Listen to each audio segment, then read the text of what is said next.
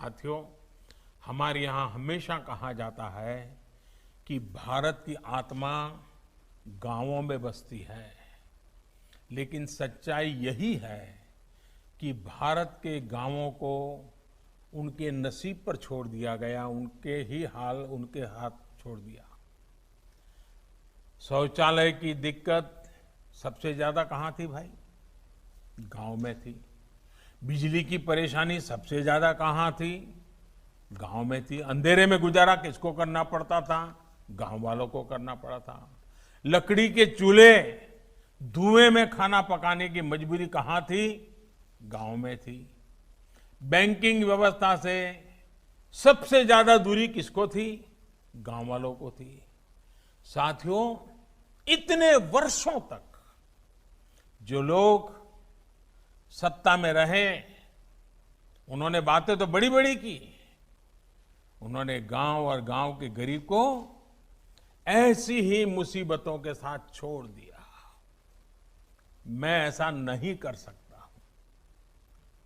आपके आशीर्वाद से जितना बन पड़ेगा मुझे करना है, आपके लिए करना है, गांव के लिए करना है, गरीब के लिए करना है, दलित, पीड़ित, शोषित, वंचित के लिए करना है, ताकि उनको किसी के ऊपर निर्भर न रहना पड़े, दूसरे की इच्छा के वो गुलाम नहीं होने चाहिए।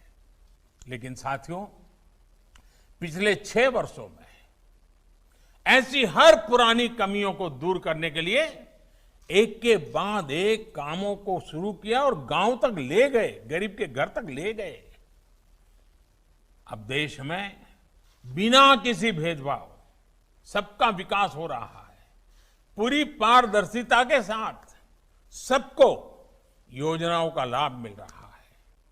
अगर स्वामित्व जैसी योजना भी अगर पहले बन पाती, ठीक है, उस समय ड्रोन नहीं होगा, लेकिन गांव के साथ मिल बैठ करके रास्ते तो निकाले जा सकते थे, लेकिन नहीं हुआ।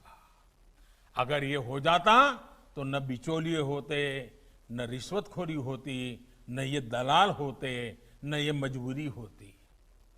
अब जो योजना बनी है उसकी ताकत टेक्नोलॉजी है, ड्रोन है। पहले जमीन की मैपिंग में दलालों की नजर हावी होती थी, अब ड्रोन की नजर से मैपिंग हो रही है। जो ड्रोन ने देखा वही कागज पर दर्ज हो रहा